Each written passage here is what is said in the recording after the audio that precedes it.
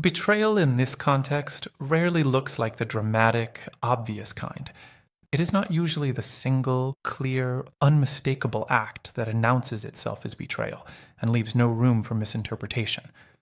The avoidance betrayal tends to be quieter than that, more incremental, more the accumulated weight of small, repeated failures to show up at the level the connection deserved than the singular dramatic breach that the word betrayal might suggest. It is the choosing of comfort over honesty, again and again, in the small moments where the honest thing would have required the vulnerability that the architecture prevented, the withdrawing without explanation, the cooling without acknowledgement, the indirect ending that preserved the avoidance managed distance while leaving the other person in the disorienting position of having to interpret what was never directly stated. It is the receiving of genuine care without adequate reciprocity, the benefiting from the empath's consistent investment without the corresponding willingness to invest genuinely in return, the taking of the regulatory comfort, the proof of concept, the warmth that was freely and genuinely offered, and the returning of something consistently less than what was received. These are betrayals, quiet ones, incremental ones, but real in their accumulated weight and real in what they cost the person who was on the receiving end of them. The avoidant does not always know the full cost of these betrayals while they are happening. That is not an excuse. The not knowing does not reduce the real impact on the person who bore the cost, but it is the honest account of how the avoidance psychology tends to operate in the active phase of the dynamic. The architecture was built, in significant part, to prevent the full reckoning with the cost of the pattern. Not deliberately, not as the conscious choice to avoid accountability, but as the functional consequence of a defensive system that is organized around the management of genuine exposure. Genuine accountability for the pattern's impact on another person is itself a form of genuine exposure. It requires sitting with the recognition of having caused real harm to someone who genuinely cared. That recognition is uncomfortable in ways that press against the defended interior with the same quality as genuine intimacy. So the architecture manages it, finds the narrative that makes the distance sensible, locates the incompatibility that explains the withdrawal, constructs the version of events where the pattern's costs are distributed across the circumstances rather than clearly attributable to the avoidant's own behavioral choices. The full cost of the betrayal remains in this managed accounting, partially invisible to the avoidant. Partially, not entirely.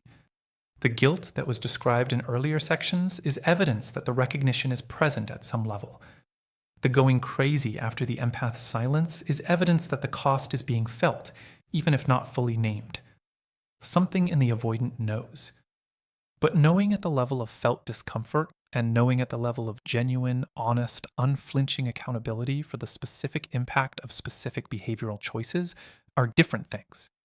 What produces the genuine, unflinching accountability, the real reckoning with the full cost of the betrayal, is not what the avoidant would have predicted, is not the confrontation, not the explicit naming of what was done and what it cost, not the expressed anger of someone who has been hurt and wants the hurt acknowledged. Those things can be genuinely useful and genuinely warranted. A person who was genuinely betrayed by someone's pattern deserves the space to name that directly if they choose to. The honest expression of what the betrayal cost is not weakness or drama or the failure to rise above the situation with grace. It is the legitimate, appropriate human response to having been genuinely harmed. But it is not primarily what produces the avoidant's genuine reckoning with the full cost. What produces it is the person living their life in such a way that the cost becomes undeniable, not as a demonstration, not as the strategic display of well-being designed to communicate to the avoidant what they are missing, as the genuine, honest, actually happening consequence of a person who has reclaimed themselves and is no longer available to absorb the pattern's costs invisibly.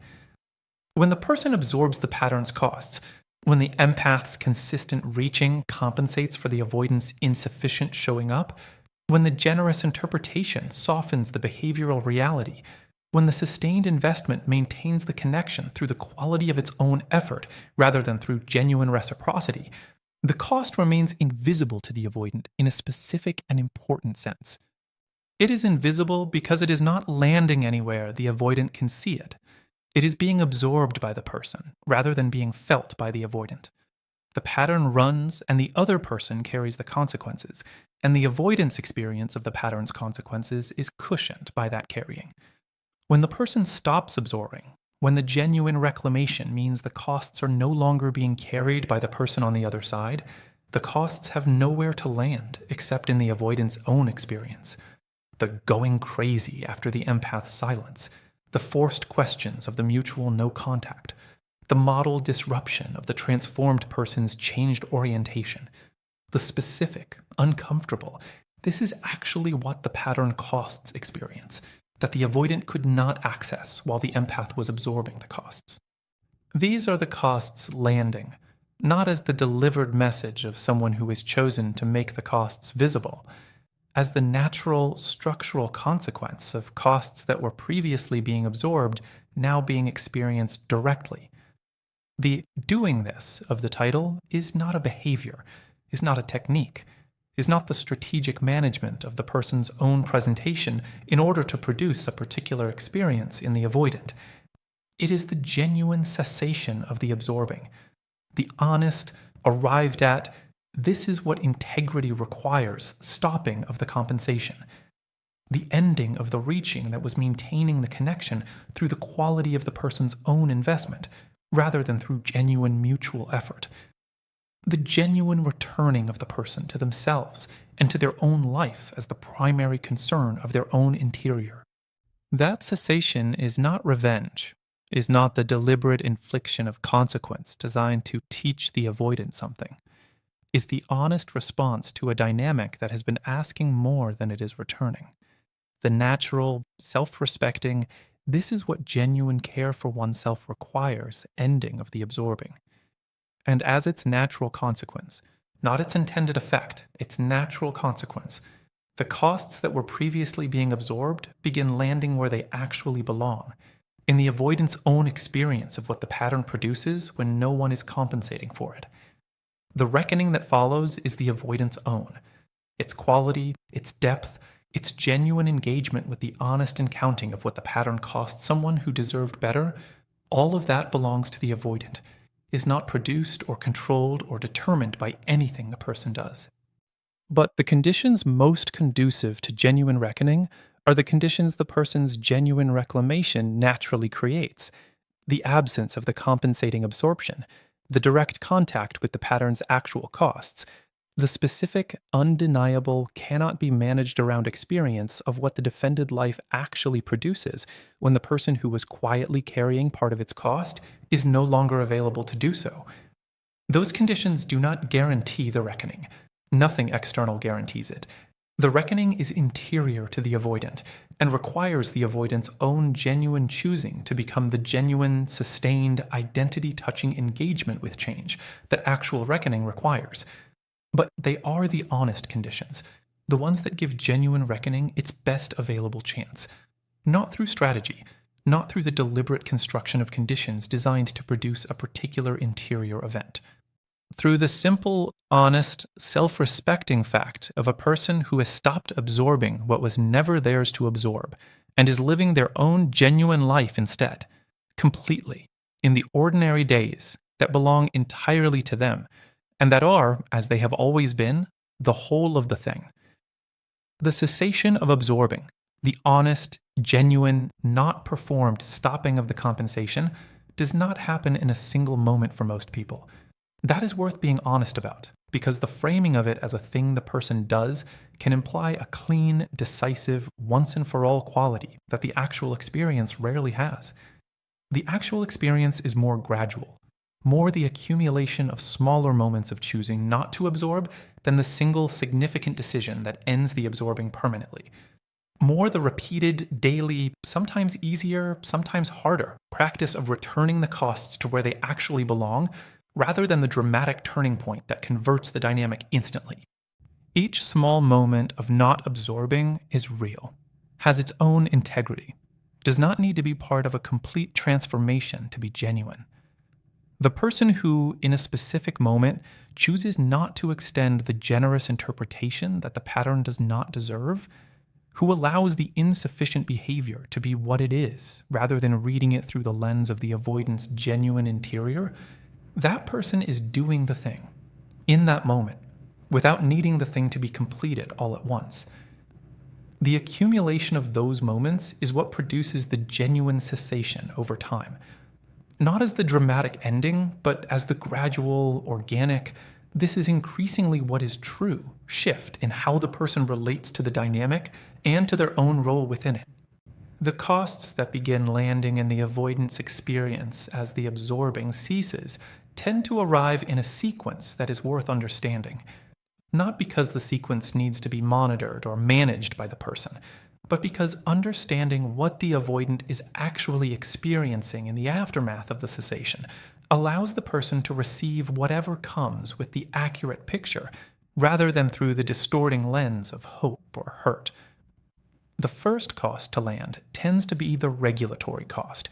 The specific, low-level, ambient quality of genuine warmth that was quietly providing the floor beneath the defended life is no longer present. The avoidance interior is required to regulate itself without the background reassurance of the empath's consistent orientation. This landing tends to produce the restlessness described in previous sections, the defended life becoming slightly more effortful, the self-sufficiency slightly less adequate than the narrative claimed, the ordinary conditions of the defended existence revealing, through the absence of the regulatory support, that they were never quite as comfortable as they appeared. The restlessness is not dramatic. It's the low-level, persistent, not easily attributable quality of a system that was relying on something it is no longer receiving.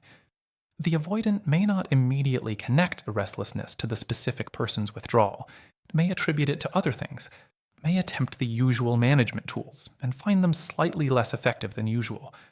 But the restlessness is there, and it is the first cost landing. The second cost to land is the proof of concept cost, the ongoing evidence that genuine connection was available to the avoidant, that they were capable of being genuinely cared for, that the defended life was not the only available condition. That evidence was provided continuously by the empath's consistent investment. Without the empath's investment, the proof of concept is no longer being generated. The avoidant is required to sit with the question of whether genuine connection is still available to them in a form that they have not yet found the capacity to be adequate to. That question tends to be more uncomfortable than the narrative predicted it would be. The narrative said the avoidant did not particularly need the connection, was fine without it, would find the distance to be the relief that distance always provides. The reality of the proof of concept cost is that the relief does not fully arrive. The distance provides the reduction in immediate pressure. It does not provide the comfortable self-sufficiency the narrative promised, because the self-sufficiency was always, in part, the defended performance of someone who had the empath's consistent investment, providing the genuine connection that the performance was claiming not to need. Without the investment, the performance is required to stand on its own, and the performance, standing on its own, reveals what it always was. Not genuine self-sufficiency, the defended management of genuine need. The third cost to land is the most significant, and the most directly related to the honest reckoning that the title is pointing toward. It is the accountability cost. The specific, interior, no longer avoidable recognition of what the behavioral choices produced in another person who did not deserve their impact. This cost tends to land later than the regulatory and proof of concept costs, tends to arrive after sufficient time has passed that the management has had to genuinely reckon with the failure of its usual tools to provide adequate resolution, after the substitution attempts have failed to fill the specific absence, after the narrative has required enough ongoing maintenance to have revealed itself as requiring maintenance rather than simply reflecting reality. When it lands, it has a different quality than the other costs, is more self-implicating, carries more genuine weight, has less of the ambient discomfort of the restlessness, and more of the specific, directed, "This is what I actually did" quality of genuine accountability.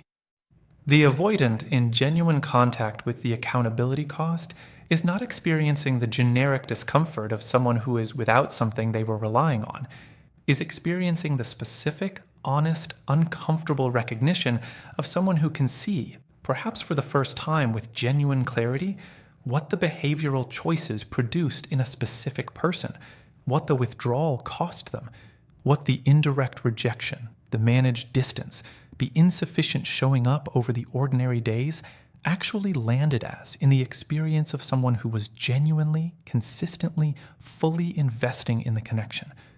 That recognition is not abstract, is not the theoretical acknowledgement that the pattern has costs, is the specific, felt, this particular person and what this actually cost them quality of genuine accountability for genuine impact.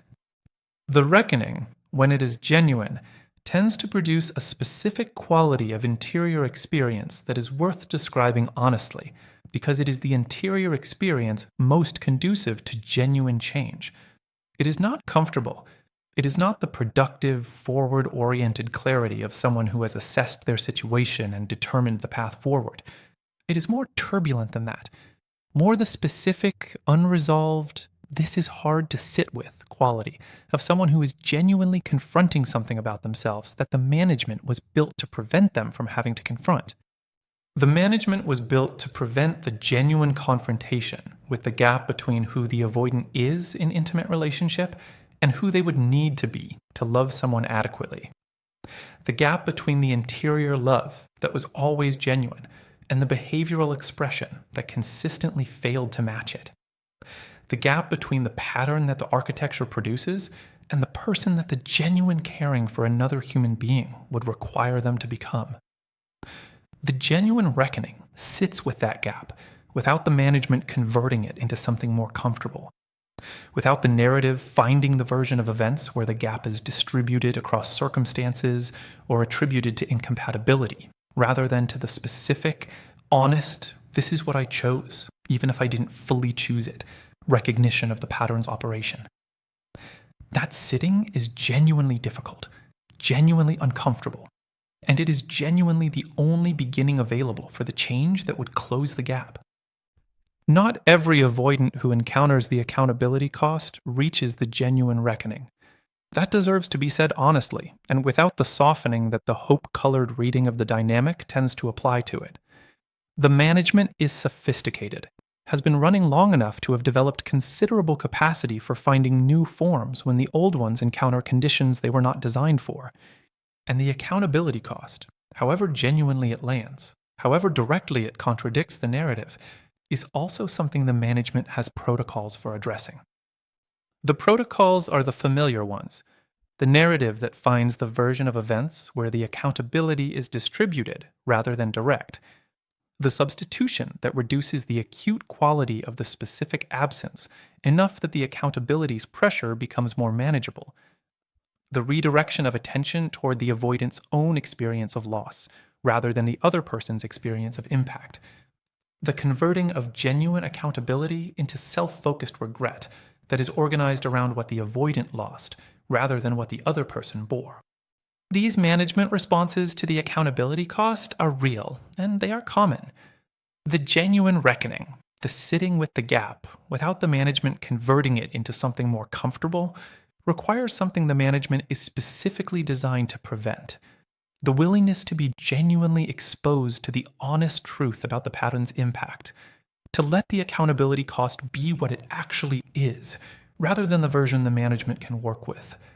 That willingness is not something external conditions can produce reliably, cannot be generated by the person's genuine reclamation, however completely it is arrived at, cannot be produced by the quality of the cessation of absorbing, however honestly it is achieved, cannot even be produced by the genuine landing of all three costs in full, undeniable weight. It requires the avoidant's own genuine choosing, the interior decision, conscious or arrived at through the genuine exhaustion of the management's alternatives, to stop finding the more comfortable version and sit with what is actually true. The person, meanwhile, is not waiting for this decision. is not monitoring the avoidance interior for signs of the genuine reckoning, is not organizing the continued cessation of absorbing as the strategy for producing it, is not available to be the witness to the reckoning when and if it arrives, or the beneficiary of the changed behavior it might eventually produce, is living their own life in the genuine, forward-moving, increasingly fully inhabited quality of someone who has stopped absorbing what was never theirs to absorb, and has found, in the stopping, the space for their own genuine life to expand into what it was always capable of being. The life that expands into that space is worth describing, not as the abstract promise of what reclamation makes possible, as the honest account of what actually tends to happen when a person genuinely returns to themselves after the absorbing has ceased.